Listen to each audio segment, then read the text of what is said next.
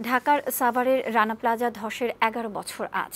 ২০১৩ সালের এই দুর্ঘটনায় প্রাণ হারান ১,১৩৬ জন শ্রমিক, আহত হন আরও কয়েক হাজার শ্রমিক।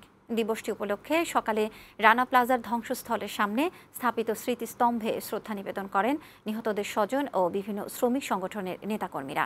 তবে দীর্ঘদিনেও বিচার না পাওয়ায় ক্ষোভ জানান তারা। সাভার সংবাদদাতা আব্দুল হালিমের প্রতিবেদন, জানাচ্ছেন খালিদ হাসান। ২০১৩ সালে ২৩ এপ্রিল সাভারের রানা প্লাজা ভবনের তৃতীয় তলায় পিলার ও দেয়ালে ফাটল দেখা দেয়। তবে ভবনে থাকা গার্মেন্টস মালিকরা তা আমলে না নিয়ে কাজ চালিয়ে যান। পরদিন ২৪ এপ্রিল ধসে পড়ে ভবনটি। চাপা পড়েন ৫,০০০-এর মতো শ্রমিক। তাদের মধ্যে ১,১৩৬ জন প্রাণ হারান। আহত এবং পঙ্গুত্ব বরণ করেন সহস্রাধিক শ্রমিক। বুধবার সকাল থেকে সাভার বাজার স্ট্যান্ড সংলগ্ন ধসে পড়া রানা প্লাজার সামনে অস্থায়ী স্মৃতিস্তম্ভে ফুল দিয়ে নিহতদের স্মরণ করে স্বজন ও শ্রমিক সংগঠনের নেতারা।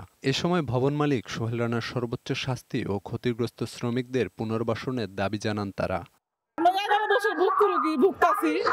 কিন্তু আমরা না পাইছি রানার বিচার, না পাইছি মালিক পক্ষের বিচার। আমরা সুস্থ জীবন চাই, আমরা কর্মজীবন চাই। এদিকে দীর্ঘ সময় পেরিয়ে গেলেও এই ঘটনায় দায়ের হওয়া ৩ মামলার বিচার কাজ এখনও শেষ হয়নি।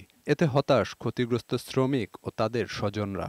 ভবন মালিক জেলে আছে, কিন্তু এই কারখানার যারা মালিক তারা কিন্তু তারা ব্যবসা বাণিজ্য পরিচালনা করে। যার কারণে আমরা বলতে চাই অবিলম্বে তাদেরকেও গ্রেপ্তার করে তাদের বিরুদ্ধেও আইনগত ব্যবস্থা নিতে হবে। ভবিষ্যতে যেন এমন দুর্ঘটনা আর না ঘটে, সেজন্য দোষীদের বিরুদ্ধে কঠোর ব্যবস্থা ও সচেতনতা বৃদ্ধির দাবি সাধারণ মানুষের।